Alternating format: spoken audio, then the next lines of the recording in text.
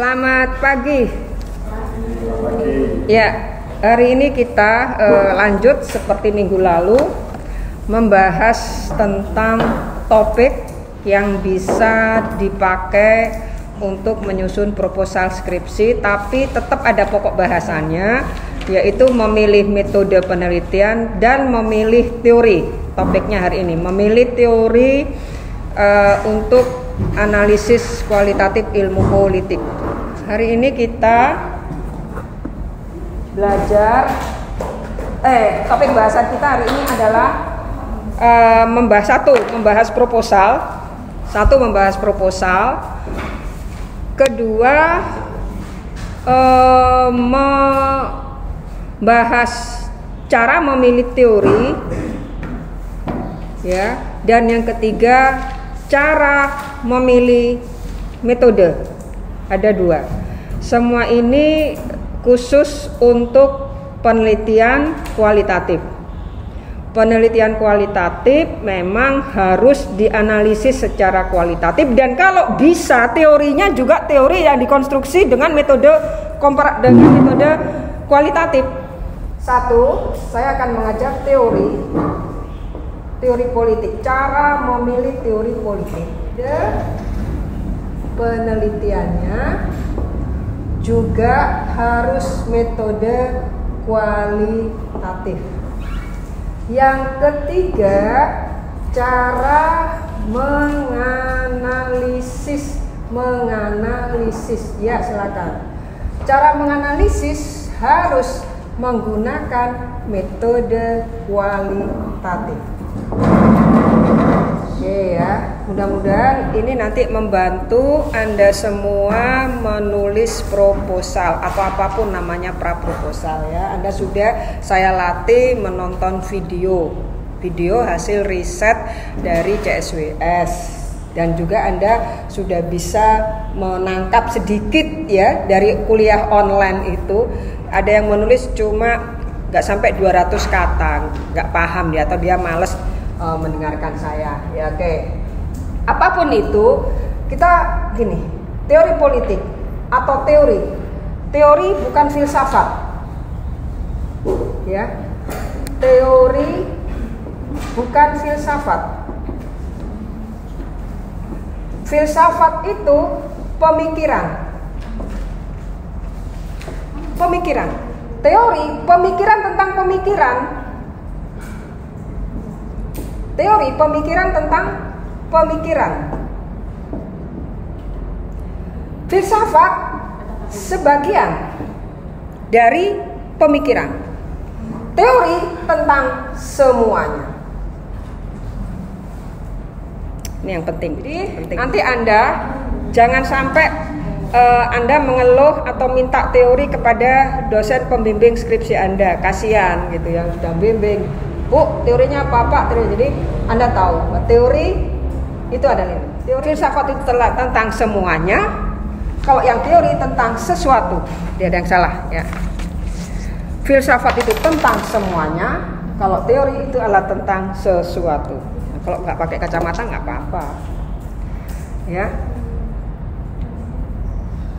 Jadi ini harus Anda pahami. Saya kasih contoh ya tentang teori. Kita sudah tahu teori. Lalu kita tambahi, karena Anda mahasiswa ilmu politik, maka teorinya apa? Adakah yang namanya teori ilmu politik? Yang benar teori ilmu politik atau teori politik?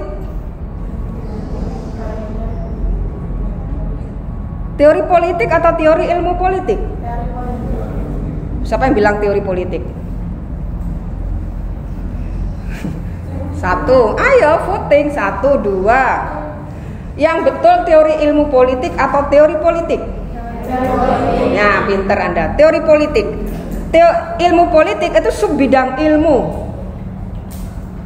Ya, ilmu politik, subbidang ilmu. Hubungan internasional, subbidang ilmu. Bidang ilmu apa? Bidang ilmu dari politik. Ya, makanya departemennya katanya departemen. Tapi teori menyiratkan, nah karena namanya teori, maka dia menyiratkan sebagai science dan juga sebagai filsafat. Oleh karena itu, ketika nanti Anda ingin menulis skripsi tentang pemikirannya John Locke, boleh. Karena itu ada di sini. Teorinya ya tentang teorinya John Locke, teori kontrak sosial gitu ya, atau teori tentang demokrasi. Sebagai sains, teori lahir dengan menerapkan metode penelitian. Sebagai sains itu sesuatu yang diperoleh, sesuatu yang baru, pengetahuan baru itu diperoleh dengan menggunakan metode penelitian. Oleh karena itu skripsi itu harus menggunakan metode penelitian. Yang diberikan ada dua alternatif, kuanti dan kuali. Paradigmanya positivistik atau non positivistik, atau disebut juga Verstehen dan interpretif. 3 paradigma ilmu sosial. Jangan kalah sama anak S3. Paradigma ilmu sosial, positivistik, interpretif, dan tadi apa beda? Non positivistik atau Verstehen. Interpretif ada 2, interpretif kritis dan yang biasa non kritis. Karena ada metode wacana kritis dan wacana saja, ya gitu. Baik, ya sambil buka tutup masker. Lalu teori politik tentang apa? Ya Anda sudah sukses menjawab. Teori politik jadi tentang apa? Teori tentang Ayo, teori politik, contoh teori politik. Ayo, yang online, teori politik contohnya. Teori politik contohnya. Ayo Mas, Mbak, teori politik contohnya, contoh teori politik. Teori politik. Ayo. Deliska. Ayo, kamu yang dari Sedayu siapa Mbak? Tasya, ayo Tasya. Contoh teori politik. Hari gini masih ngomong teori sistem politik. Ya, saya baru teori sistem politik. Kemarin ada yang nulis ya, meringkas tulisan saya keliru ya. Eston, bukan Eston ya. Siapa yang nulis? Saya baca loh ya. Ada nulis Eston gini, saya bingung. Eston, David Eston. Ini saya print. Saya tuh yang saya pokoknya ada yang keliru tuh saya tahu aja gitu loh ya. Eston, siapa nanti? Yang online, yang nulis David Eston keliru, tolong diperbaiki ya, diingat ya, jangan nulis Eston, nggak ada David Eston, karena nulisnya Eston gini, Eston, Easton, ya, ada nih, ya. Jadi teori politik itu bicara tentang teori yang berkaitan dengan politik. Anda boleh menggunakan ya boleh aja, tergantung Anda suka dengan pendekatan sistemik yang nggak apa-apa. Anda berarti pendukung setia pendekatan fungsional atau pendekatan struktural fungsional, di mana intinya dia sangat mendukung pada stabilitas. Dalam dinamika atau dinamika itu cenderung akan mengarah kepada kondisi stabil, homeostatis. Semua perubahan akan mengarah kepada situasi yang stabil. Gak ada konflik. Konflik jangan dianggap, diberlakukan, dipahami sebagai yang mengganggu sistem politik, tapi itu menguatkan stabilitas atau menciptakan stabilitas, mendukung stabilitas. Boleh aja. Anda pengikut setia. Jadi ini gengnya di sosiologi namanya Talcott Parsons, ya. Tapi kalau Anda mahasiswa milenial, paling nggak hati-hati ketika memilih teori sistem politik, karena semua perubahan itu dianggap tidak dipahami sebagai perubahan itu sendiri, tapi perubahan itu untuk menciptakan stabilitas. Jadi orang protes udah biarin aja, nanti mandek-mandek sendiri kok. Gitu. Tapi mandeknya kenapa? Ditangkap. Mandeknya apa? Diculik. Mandeknya apa? Dipenjara. Mandeknya apa? Ditembak. Mandeknya apa? Dibunuh. Tapi kenapa ketika orang ini tidak dianggap melanggar? Saya memang pikirannya out of the box. Saya ngajak Anda pikirannya. Ya kan? Jadi demonstrasi, aksi unjuk rasa itu dalam pandangan sistem politik atau pendekatan sistem politik atau teori sistem politik, ya udah diceritakan aja, ada demo, oke. Demo tidak akan meruntuhkan sistem politik. Konteksnya dan konsepnya bukan negara, ya. Sistem politik is sistem politik. Sistem, ada subsistem besar yang namanya adalah sistem. Di sini ada subsistem. Subsistem hukum, subsistem ekonomi, subsistem politik, subsistem budaya. Kalau dia kepalanya pusing, banyak kan mikir ya orang politik kan, ide ada di atas.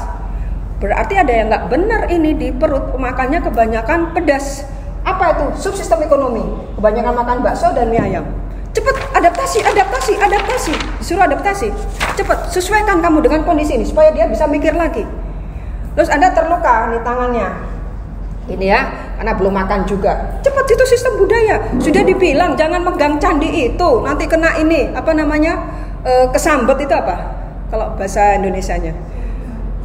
Kesurupan. Jangan pegang candi itu. Ayo sesuaikan sistem budaya, buat aturan, sistem hukum buat aturan. Dilarang pegang candi. Sistem hukum dan sistem budaya. Udah, jadi semua itu dianggap untuk mendukung supaya ini stabil, jangan sampai sistem ini hancur berantakan. Semua dinamika yang ada ini harus ditanggung oleh subsistem.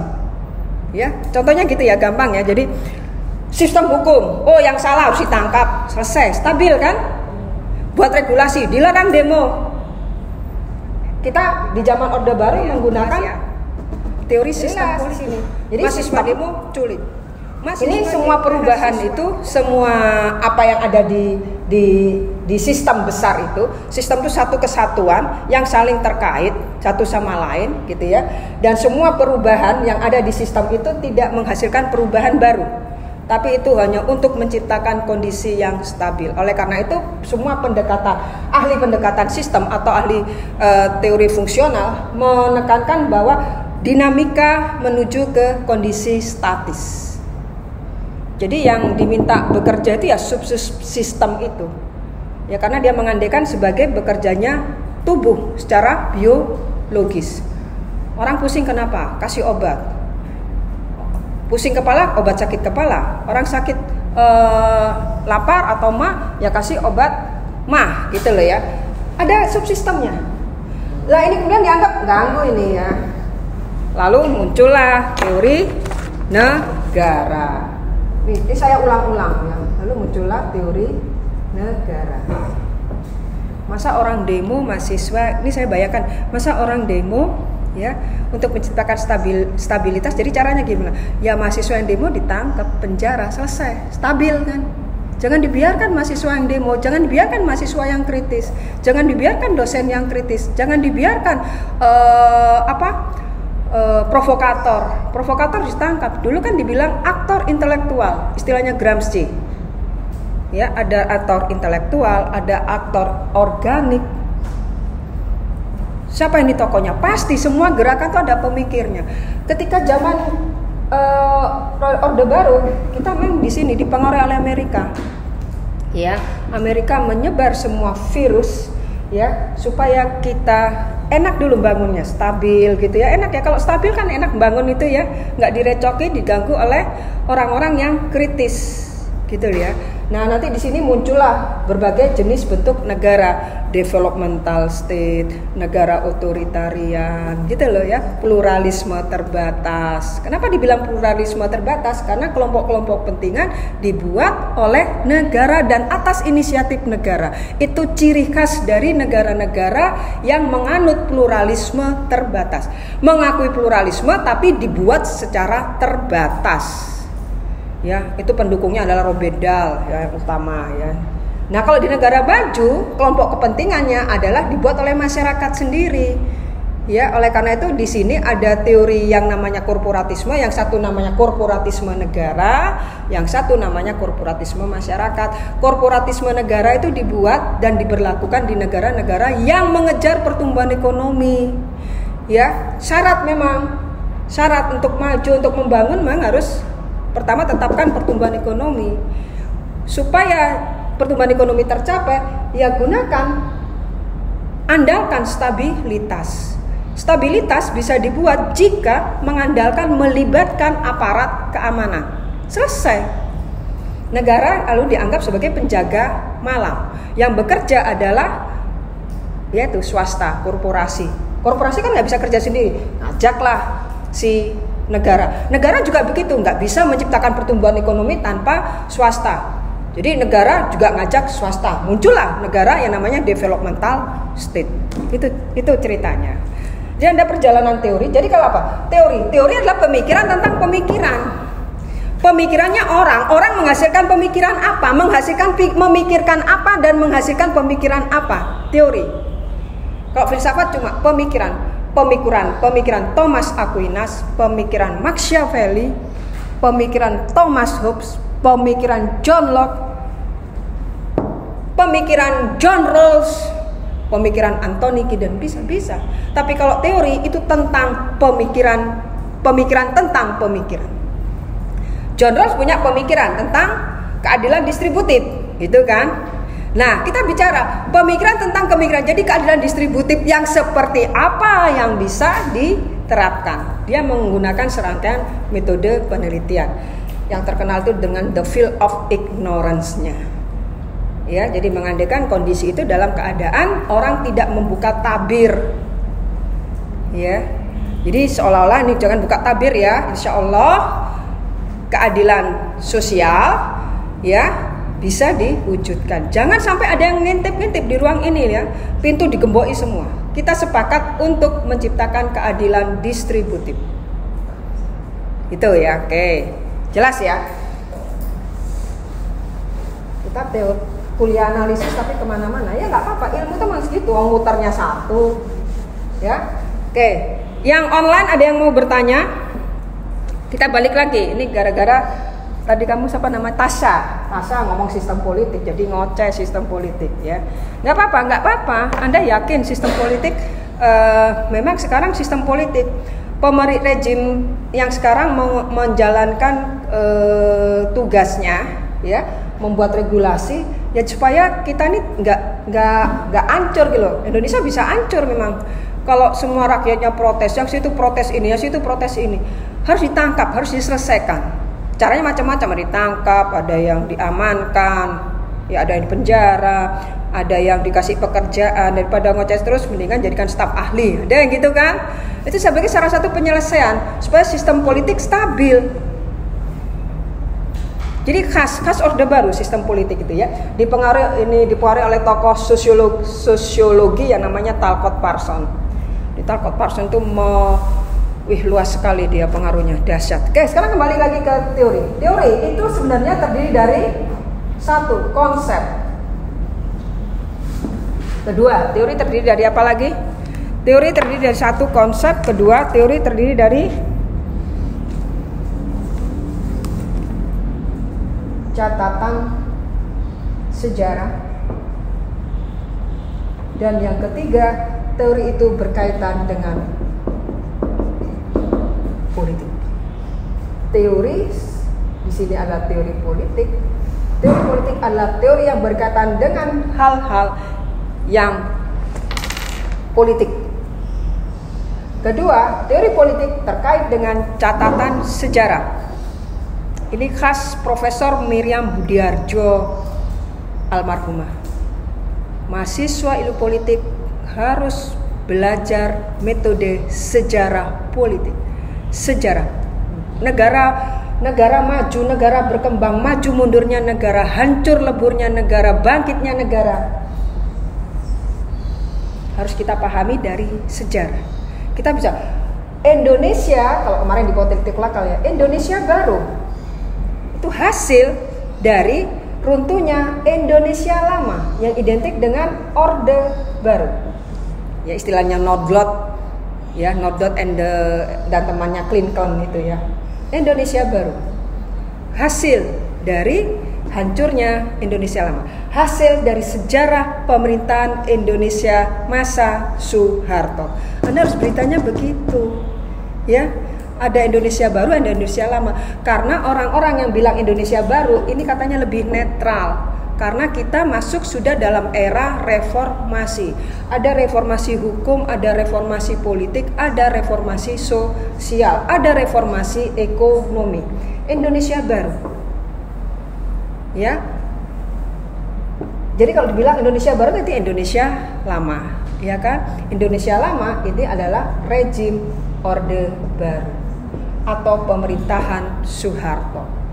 Ya. Nah, Ini banyak praktek KKN, banyak penyimpangan, penyalahgunaan kekuasaan selalu terpusat di cendana, ya. Maka orang di sini minta.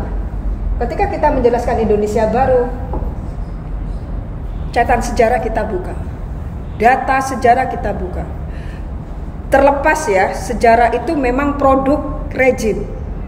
Ya, mahasiswa politik harus bisa tahu. Sejarah adalah produk rejim dan bisa direkayasa untuk kebutuhan rejim. Jadi sejarah, catatan sejarah. Ya kan? Catatan sejarah itu ada yang tertulis, ada yang lisan. Ini orang-orang antropologi udah ahlinya.